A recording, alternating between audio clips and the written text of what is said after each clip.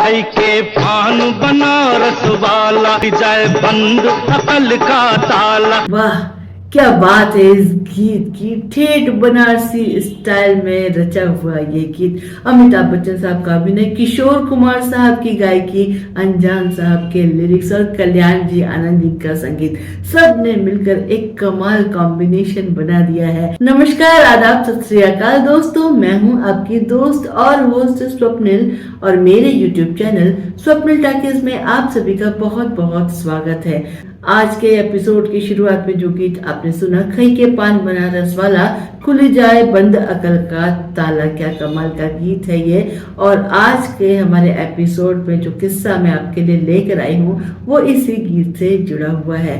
ये गीत 1978 में रिलीज हुई फिल्म डॉन का है, जिसे चंद्रा बारोट जी ने डायरेक्ट किया था और नरीमन ईरानी जी ने इस फिल्म को प्रोड्यूस किया था। अमिताभ बच्चन जी और जीनत अमान इसके मुख्य नायक और नायिका थे। बहुत ही कमाल की फिल्म थी, अपने जमाने में इतनी बड़ी हिट थी कि इसका रीमेक भी 2006 में बन चुका है। और इस फिल्म के जो राइटर थे सलीम जावेद अख्तर साहब जी के पुत्र फरहान अख्तर साहब ने ही दोबारा इस फिल्म को डायरेक्ट किया था और इस बार इसके नायक थे शाहरुख खान। और दोबारा जो फिल्म रिलीज हुई थी उसमें भी इस गीत को थोड़े से बदलाव के साथ रखा गया था, लेकिन दोबारा ये गीत वो जादू नहीं चला पाया जो ओरिजिनल सॉन्ग में था। आपने दोनों ही वर्जन सुने होंगे, नहीं सुने हैं तो मैं आपको दोनों वर्जन की झलकियां सुनाती हूँ, आप खुद ही कंपेयर करके देख लीजिए। के पान बनारस वाला खुल जाए बंद अकल का ताला। के पान बनारस वाला खुल जाए बंद अकल का ताला। तो दोस्तों, आपने दोनों ही वर्जन सुने इस गीत के, और शाहरुख खान जी वाले वर्जन में इस गीत को उदित नारायण जी ने गाया है और उनकी गायकी में भी कोई कमी नहीं है, बहुत बढ़िया उन्होंने गाया है। लेकिन ओरिजिनल तो ओरिजिनल ही रहता है, दोबारा वो जादू क्रिएट करना जरा मुश्किल होता है। तो दोस्तों, आज के एपिसोड का किस्सा ये है कि ये जो गीत है ये फिल्म डॉन के लिए बना ही नहीं था। कल्याण जी आनंद जी ने इसे कई साल पहले देवानंद साहब की फिल्म बनारसी बापू के लिए बनाया था, लेकिन देवानंद साहब को ये गीत पसंद नहीं आया और जिस तरह की उनकी पर्सनालिटी थी, उन्हें लगा कि ये गीत अगर वो पर्दे पर गाएंगे या इस पे एक्ट करेंगे तो उन्हें सूट नहीं करेगा। तो ये गाना उस वक्त फिल्म से ड्रॉप कर दिया गया। मतलब ये गीत रिकॉर्डिंग तक पहुंचा नहीं था, सिर्फ अनजान जो लेखक थे इस गीत की उन्होंने लिखा था और कल्याण जी भाई और आनंद जी भाई ने इसकी धुन बनाई थी। 6-7 साल बीत चुके थे, उसके बाद फिल्म डॉन बनी।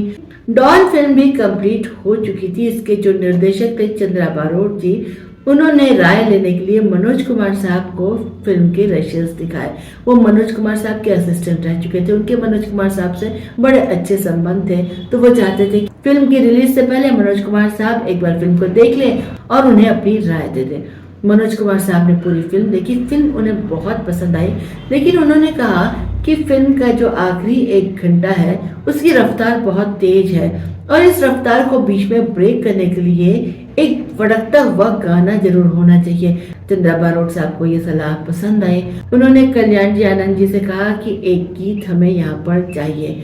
कल्याण जी आनंद जी के पास एक गीत तैयार था जो उन्होंने बरसों पहले बनाया था। इस फिल्म के जो नायक थे अमिताभ बच्चन साहब, ये डबल रोल में थे।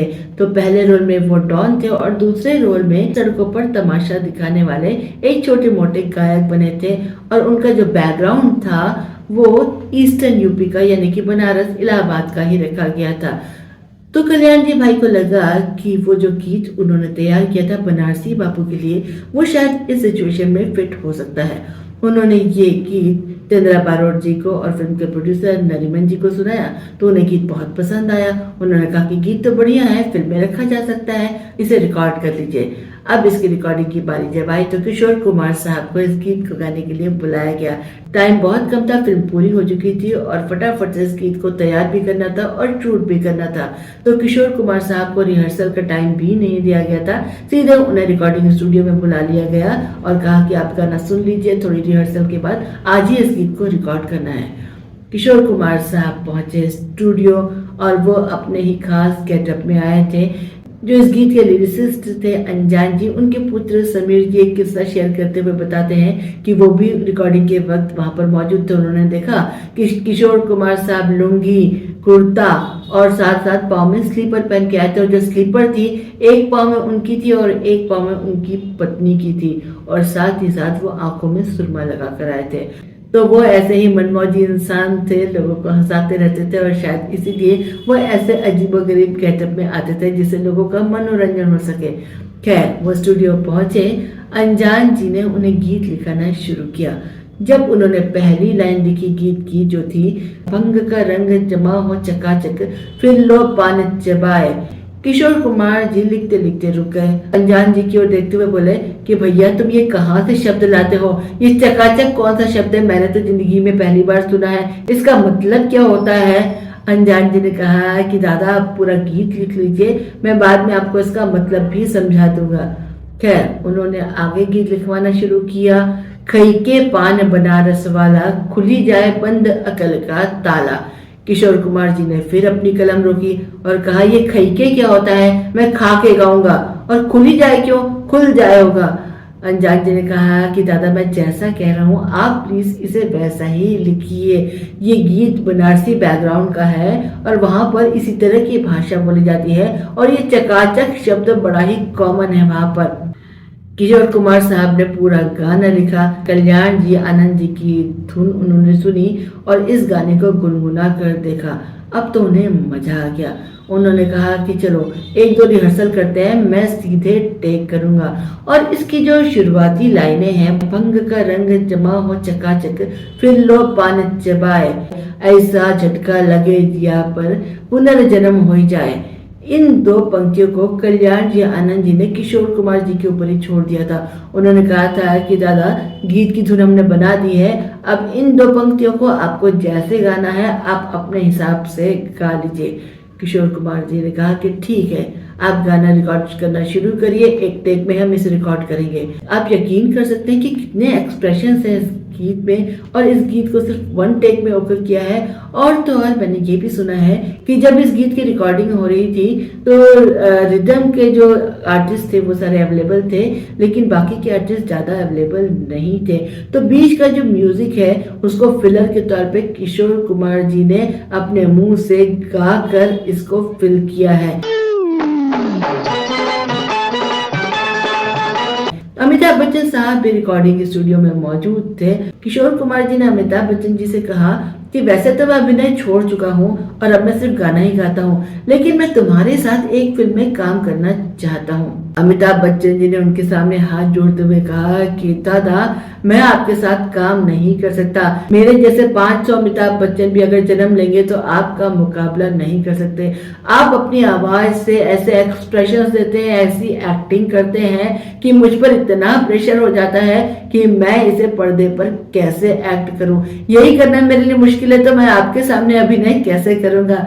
किशोर कुमार साहब हंस पड़े और क्या कमाल का ये गीत बना है। तो चलिए इस गीत को एक बार सुन लेते हैं। तो ऐसा करे धमाल सीधी कर दे सबकी। तो दोस्तों आपने सुना क्या शानदार अदायगी है किशोर कुमार जी की। अनजान जी की कलम से जो अल्फाज निकले हैं और कल्याण जी भाई और आनंद जी भाई ने जो धुन बनाई है, किशोर कुमार साहब ने उसे ऐसे अंदाज में पेश किया है कि बस एक जबरदस्त गीत बन गया है। कैसा सीधा सादा मैं कैसा भोला भाला, जाने कौन घड़ी में पड़ गया पढ़े लिखों से पाला। इस गीत से जुड़ा एक और किस्सा मशहूर है कि किशोर कुमार साहब ने अनजान जी से कहा कि मैं चाहता हूँ कि बनारस में बजरे में तुम मेरा एक कंसर्ट रखो और वहां मैं ये गीत गाऊंगा, और मैं चाहता हूँ कि नदी के किनारे किनारे खड़े होकर लोग मुझे सुने। अनजान जी ने कहा कि माफ करिएगा दादा, ऐसा नहीं हो सकता। आप अगर बजरे पर खड़े होकर गाएंगे ना तो लोग नदी के किनारे खड़े नहीं होंगे, नाचते नाचते नदी में कूद पड़ेंगे, इसीलिए मैं आपको अपने साथ बनारस लेकर नहीं जाऊंगा। तो ऐसे थे मनमौजी किशोर कुमार जी, लेकिन क्या गला था उनका और क्या गायकी थी उनकी। दोस्तों ये था आज का छोटा सा फिल्मी किस्सा। अगर आपको पसंद आया हो तो इस वीडियो को लाइक करिए, शेयर करिए, चैनल पर नए हो तो चैनल को सब्सक्राइब करिए, बेल आइकन को हिट करिए जिससे कि सभी नोटिफिकेशन आप तक समय से पहुंच सके। मिलते हैं अगले वीडियो में, चलती हूँ, नमस्कार।